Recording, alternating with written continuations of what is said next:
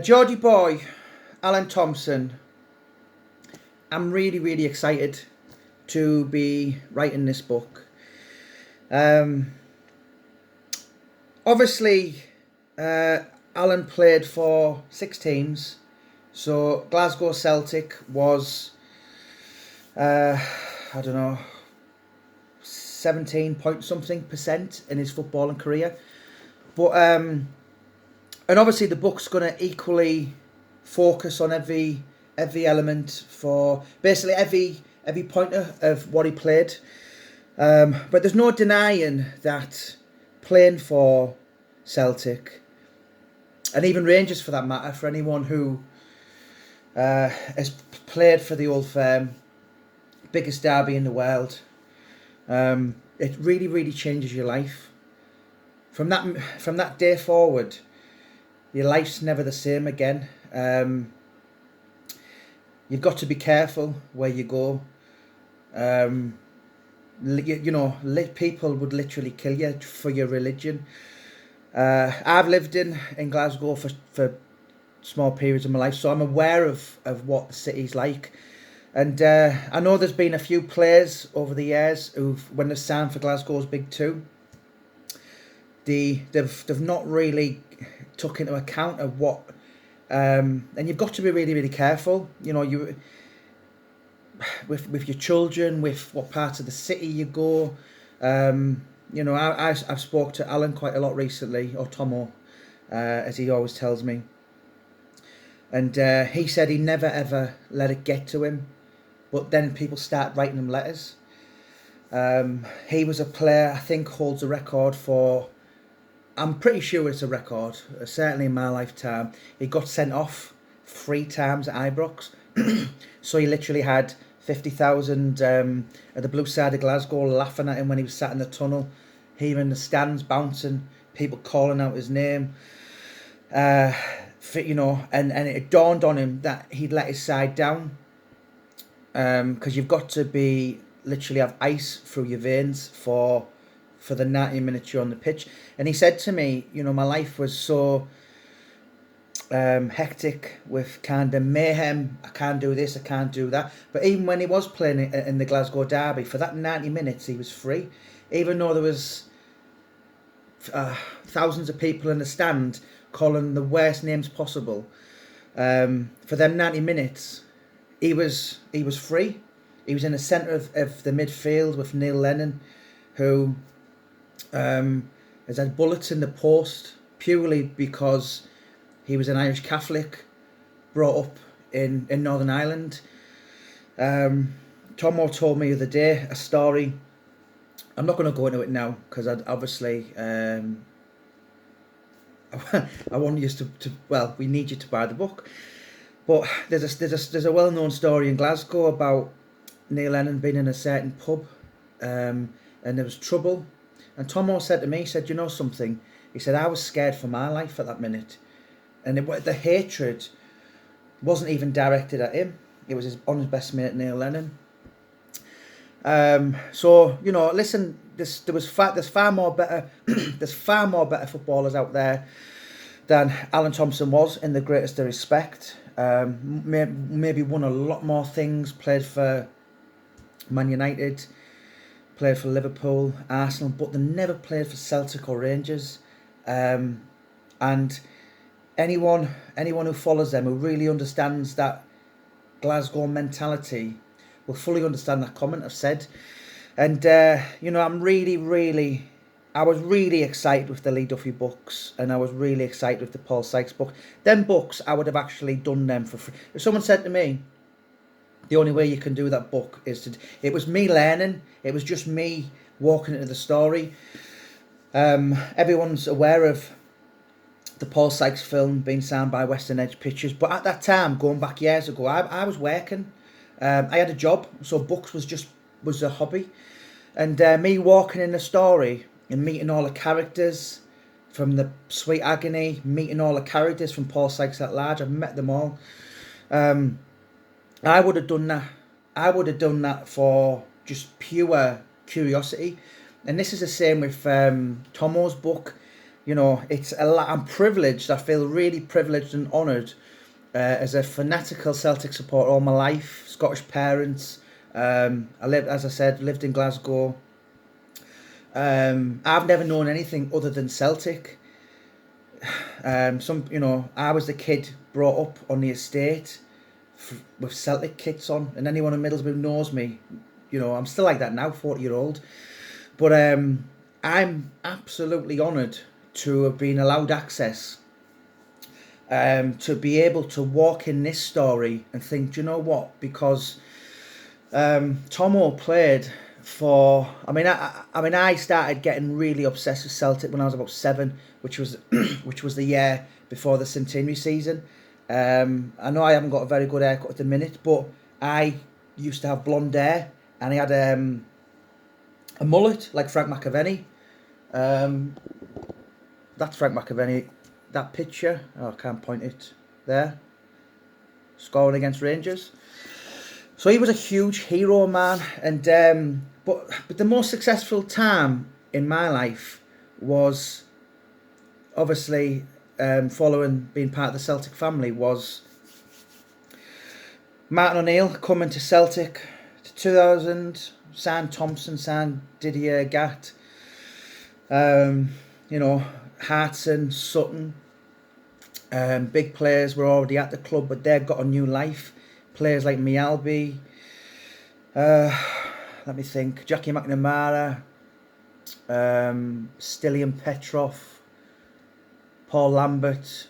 That was Henrik Larsson. That was the most exciting time, and I lived through that. And I sometimes would go to maybe double figures in games with Celtic supporters clubs I used to help and sometimes run. I'd give a handout, and it's just really, really amazing period. And so I know everything that what went on in that time when he was around the club. And I spoke to Tomo the other day, and I said, look, there's a lot of things on your time in Celtic that I'm aware of. Do you want to talk about it? And he surprised me, and he was like, yeah, absolutely, 100%. I credit to the guy, because you know what? I've got my demons, everyone, I'm ravaged with anxiety, depression, but hearing one of my heroes say this, it basically, following him, he was part of the team, which, was massive. Getting to European Cup finals, beating the likes of Juventus, Leon, Thompson scoring against the winner against Barcelona, scoring against Bayern Munich, scoring 7 goals against Rangers. They were talking about a wing back here, which is a phenomenal record. I think John Hartson got 8. I think Chris Sutton got 7.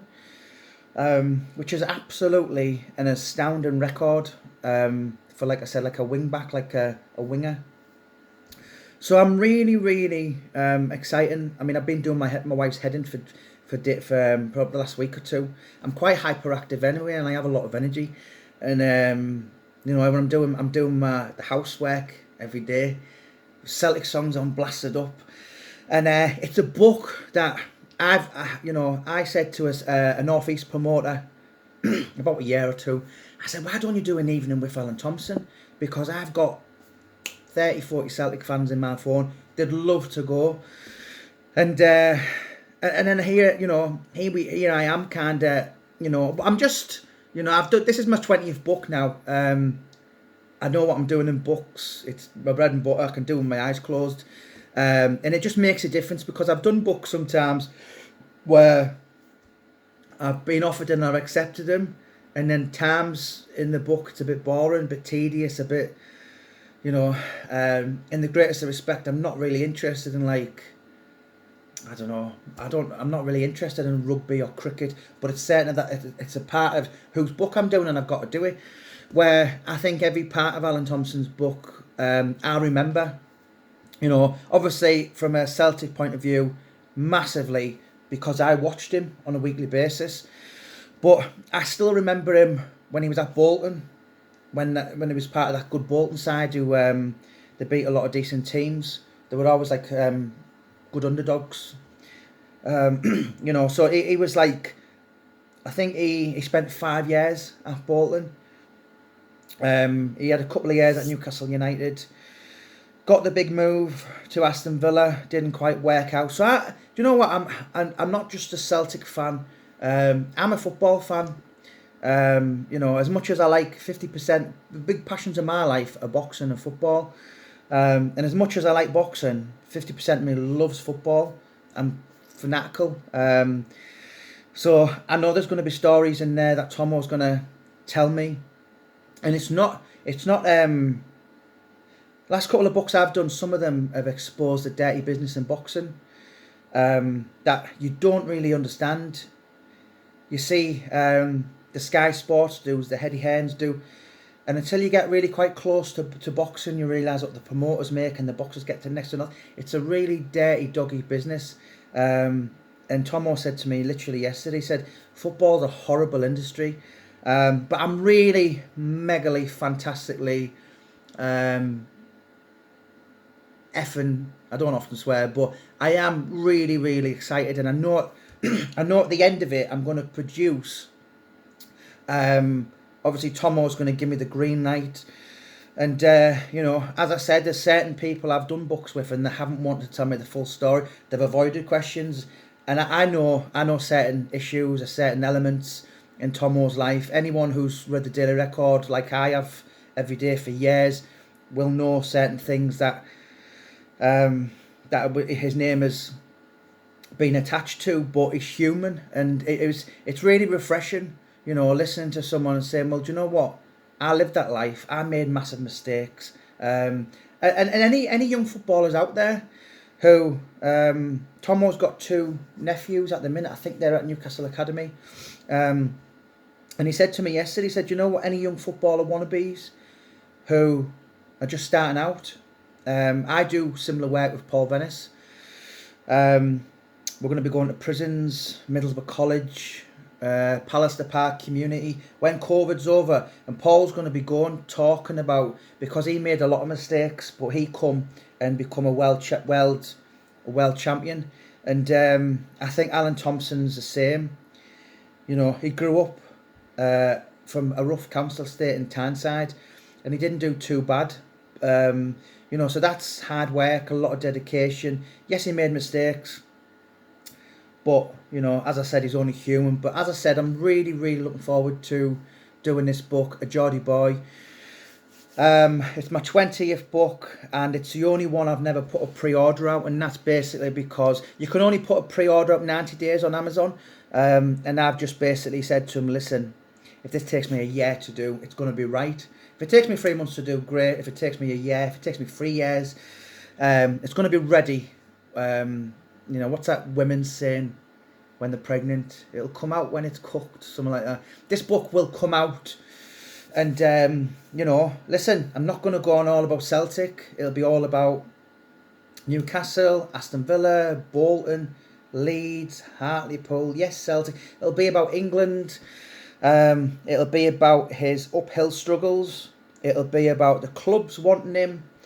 It'll be about agents. It'll be lots of kind of dirty, lots of the side in the footballing world that none of us get to see. And unless you've lived through it and had a career through it, like Alan Thompson, aka Tomo, as he prefers to be called, then yeah, none of us are going to see it. But he is going to really enlighten us all, and I'd love to do another book with him.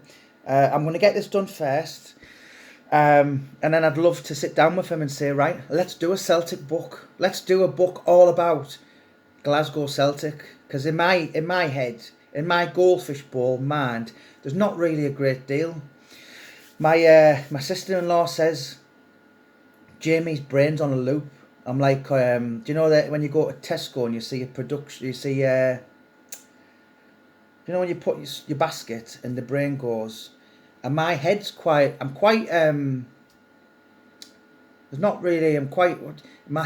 brain's on a loop of literally true crime, boxing, Celtic, Morrissey, that guy there. The Joker, like that film there. But I'm quite, I'm quite like not narrow-minded, but I'm a bit like I'm like an excited toddler. And this book has just been like, wow, what the fuck? Do you know what I mean? I'm like, wow. So it's really going to give me a chance to, build my career because without sounding like a narcissistic knob, I'm only known for, I'm very well known, but I'm only known in the true crime genre, how you pronounce it. I've done a couple of parodies, stroke comedy books. I've done a few boxing books, but I am kind of, the true crime is something that I'm like, right, I've done War the T-shirt and I want to get away. I want to be doing boxing books, I want to be doing actors books, and I want to do a load of footballers books. So hopefully this is going to open the door for me, because there's a saying which is something like, if you have a job, if you love your job, you'll never do a day's work in your life. And when I was working on building sites years ago, or in security or forklift driving or being a car park attendant, it was like, and this started off as a hobby for me, when now it's become a full-time profession, and I get to meet a lot of interesting people, absolute nutters, psychopaths, weirdos. If you're watching Tomo, I'm not I'm on about the books I've done in the past. I've met a lot of interesting people, a lot of people that you'd probably want to keep a bit distant, but then it's interesting to study. Like, as I always say, David Attenborough with the monkeys. I like interesting people. I like wacky, bizarre, quirky people. I always like the underdog in life, and I think it's probably why I've done so many books of off-the-wall characters. But the last thing I'm going to say on it is a Geordie boy. It's not going to be, people think, oh, I don't really like football. It's not going to be. It's not going to be just a footballing book, because the guy has, by his own admission, and huge credit to him, massive struggles in his life, which shows we're all human. And listen, I was a supporter. I was going to games. I was at that Bratislava game, 2005. Thompson penalty, scored a penalty. I think it was one of his last goals at Celtic, second from last goal. So I was on the stands paying to watch him. So that's like, do you know what I mean? It's like a huge, what's the word? It's a huge feather in my cap to have been allowed to do someone like that. I thought about getting into football books for quite a while, but I thought I might have had to start at the lower leagues. And this has just been like, I'd like to. I was talking last night, and I'd like to think he's gonna further progress my career, do me a favour to get on the ladder, and I'm doing him a favour by getting his story out there, because I've spoken to a lot of people over the years who've done books, and they've said, even though they've been bad guys, they've said at the end of it, they said, you know something? They said, that was me putting that part of my life away. So it's therapeutic, if you like. Graham Seeds, for one. He was a bad guy, and he'd done that part of his life, and he said, you know what? I can't change who I was, but I've given it to God. Think of Elton John. When he gave up cocaine, he written a letter and said, we've had a good relationship, but no more. And, by his own admission, Alan Thompson, for all the glory he had, for all the scoring winners in the Old Firm derby twice, for all the thousands, tens of thousands, literally hundreds of thousands, millions worldwide knowing his name and adoring him, he made some cock-ups. So it's going to be really refreshing and nice to listen to him. And as I said, my boss said to me the other day, because it has been a struggle sometimes when people are writing utter lies about me out there. And sometimes I think, you know what? Life was easier when I was just on a building site, and no one, going to work Monday to Friday, could have a drink Friday, Saturday, Sunday, even go to work hungover. You didn't have to think. Where now, if I'm doing, I rarely even drink because I'm so on the ball. I'm married to my job, and obviously that's probably why it's caused me a lot of anxiety. Which I'm on the CBD on now, and obviously you notice me doing these videos. I'm a hell of a lot better. But yeah, sorry guys, I ramble on. But listen, any huge football fans out there, any fellow Celtic fans, this is just going to be a book where you're just going to be like, wow. Do you know what I mean? It's like I'm personally going to make sure of that, and obviously it really helps that I know every part of Alan Thompson's career, particularly from 2000 to 2007. You know, so it is. It's gonna be a great insight to playing for arguably in one of the 10 biggest clubs in the world.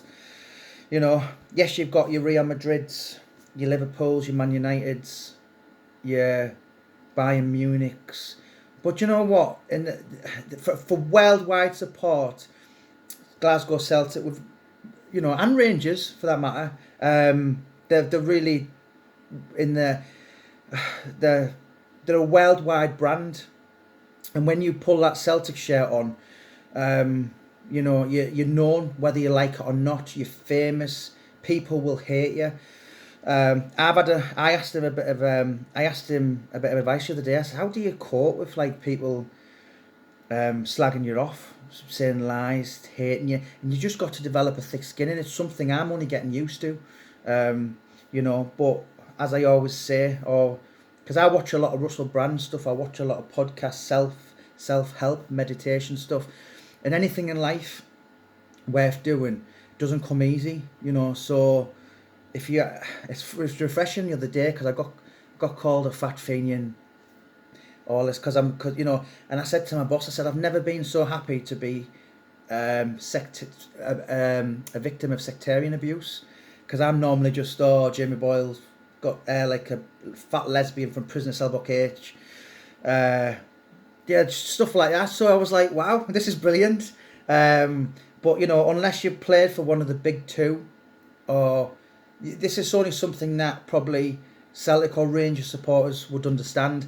But listen, guys, A Geordie Boy, written by myself, Jamie Boyle, published by Warcry Publishing, is going to come out this year. I'm looking forward to sitting down with Tomo when Boris lets us all out to play. I'm looking forward to doing his book plan, which is going to give us a direction of what the book's about, and then I'm just going to sit down with him and tape hours and hours and hours of every punch up at Ibrox, every death threat he had, every time he was in the back papers, every time he was in the front papers. It's all really, really exciting news to me, and a lot of people who any die-hard fanatical Celtic fans who followed Celtic from that period, then yeah, it's really exciting because he told me a few stories, and I'd be like, wow, I didn't know that, and it will all add up. And going to Liverpool, going to Anfield, against your Gerrards, your Jamie Carragher's, your Michael Owens, and winning convincingly. Going to Blackburn when Graham Souness said the first leg was men against boys, because Blackburn absolutely mullered Celtic but somehow lost 1-0. And then obviously Celtic went to Ewood Park and played them off the pitch. So all this kind of stuff I'm really, really excited to. Right, don't forget to click and subscribe to our channel, guys, for any more silly dribble nonsense by myself. Really, really excited to be doing this book. Apologies for my hair. I was planning on getting it cut. Even Tomo said to me, it's funny because Paul Venner said to me the other day, Jamie, do you know why you get trolled? I was like, why? You want your hair? He said, you need to sort it out. And I just read this morning that all the gyms and the barbers are shut till April. So I'm like, I said to the wife, I said, I'm just going to do a Terry Nutkin. Anyone don't know what Terry Nutkin is? He was a guy of Wildlife. He had completely bald, but had long on the side. I was going to do it the other week, but the wife won't let me, because she said, Jamie, your trolls will be saying you're doing it for attention. I'm doing it for the laugh. But I even said to Josh Warrington the other week, I said, I'll do it for charity. But this Terry Nuckin look is really, really getting more appealing as the days go by, because I'm gonna have to be looking like this till April. Yeah, you know. But anyway, right. Don't forget, click and subscribe, guys. God bless. Thank you so much for supporting all my books, documentaries, and this channel. I don't actually run this channel. Warcry Publishing do, but I send them the videos, so they put it on. So any messages, you know, feel free to write underneath, and I'll be told eventually. But right, God bless, guys. Thank you so much.